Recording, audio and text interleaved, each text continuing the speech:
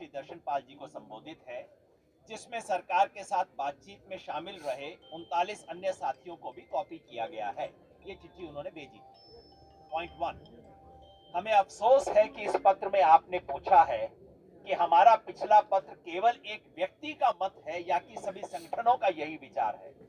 हम आपको बता देना चाहते हैं कि डॉक्टर दर्शन पाल जी के नाम से भेजा गया पिछला पत्र और यह संयुक्त पत्र संयुक्त किसान मोर्चा के इस आंदोलन में शामिल सभी संगठनों द्वारा लोकतांत्रिक चर्चा के बाद सर्वसम्मति से बनी राय है।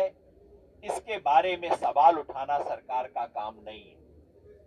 पॉइंट 2, हमें बहुत दुख के साथ यह भी कहना पड़ रहा है कि भारत सरकार के अन्य कई प्रयासों की तरह आपका यह पत्र भी किसान आंदोलन को नित नए तरीके से बदनाम करने का प्रयास है।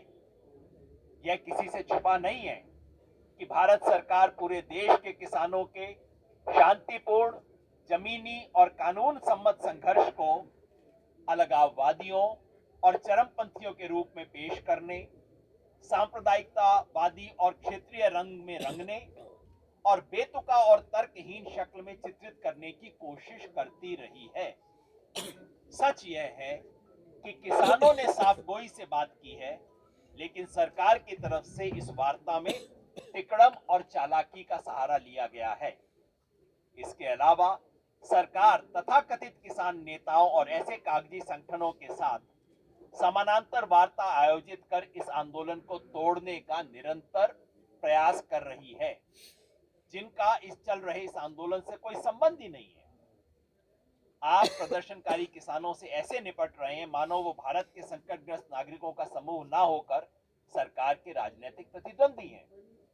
सरकार का यह रवैया किसानों को अपने अस्तित्व की रक्षा की खातिर अपना विरोध प्रदर्शन तेज करने के लिए मजबूर कर रहा है।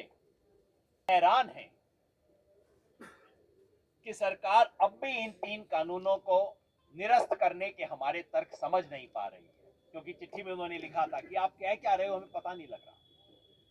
किसानों के प्रतिनिधियों ने 3 केंद्रीय कृषि अधिनियमों की नीतिगत दिशा, दृष्टिकोण, मूल उद्देश्यों और संवैधानिकता के संबंध में बुनियादी मुद्दों को उठाते हुए इन्हें निरस्त करने की मांग की है, लेकिन सरकार ने चालाकी से इन बुनियादी आपत्तियों को महज कुछ संशोधनों की मांग के रूप में पलट के पेश करना चाहा है।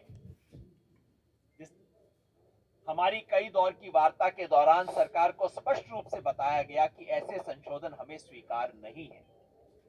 5 दिसंबर 2020 को सरकार के संशोधन के मौखिक प्रस्ताव को खारिज करने के बाद हमें बताया गया था कि सरकार के साथ ऊपर चर्चा के बाद ठोस प्रस्तावों को हमारे साथ साझा किया जाएगा। हमें आज तक इस तरह के कोई नए ठोस प्रस्ताव प्राप्त नहीं हुए हैं।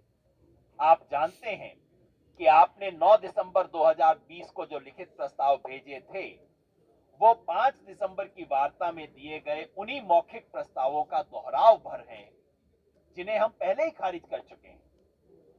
आप यह भी जानते हैं कि आपके प्रस्ताव में अनिवार्य वस्तु संशोधन कानून का जिक्र तक भी नहीं है।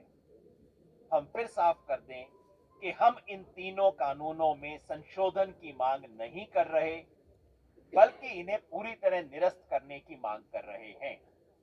इन तीनों कानूनों के अलावा आपने न्यूनतम समर्थन मूल्य के बारे में जो प्रस्ताव भेजा है, उसमें ऐसा कोई भी स्पष्ट प्रस्ताव नहीं है जिसका जवाब दिया जाए। न्यूनतम समर्थन मूल्य पर आप वर्तमान, ये सरकार की भाषा है, वर्तमान खरीद प्रणाली से संबंधित लिखित आश्वासन का प्रस्ताव रख रहे हैं, जबकि किसान संगठन राष्ट्रीय किसान आयोग, जिसको स्वामीनाथन कमीशन भी कहते हैं, राष्ट्रीय किसान आयोग की सिफारिश के मुताबिक न्यूनतम समर्थन मूल्य यानी कि C2 प्लस 50% पर सभी फसलों की खरीद की कानूनी गारंटी की मांग कर रहे हैं। जब आप ऐसे कानून का ड्राफ्ट भेजेंगे तो हम बिना विलंब के उसका विस्तृत जवाब जरूर देंगे।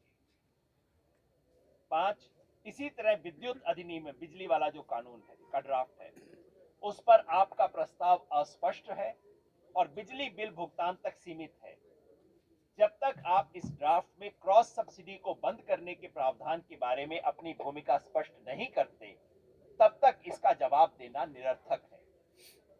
वायु गुणवत्ता अधिनियम पर उचित प्रतिक्रिया का आश्वासन इतना खोखला है कि उसका जवाब देना हास्यास्पद होगा।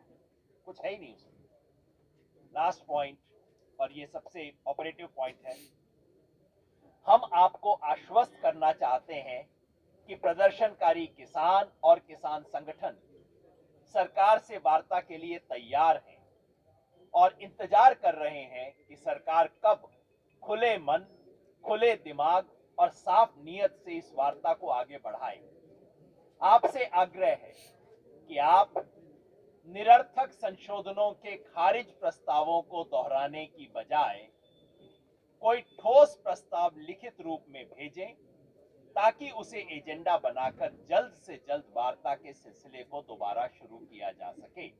आखिरी लाइन दोबारा दोहरा देता हूं मैं, आपसे आग्रह है कि आप निरर्थक संशोधनों के खारिज प्रस्तावों को दोहराने की बजाय कोई ठोस प्रस्ताव लिखित रूप में भेजें, ताकि उसे एजेंडा बनाकर जल्द से जल्द वार्ता के सिलसिले को दोबारा शुरू किया जा सके।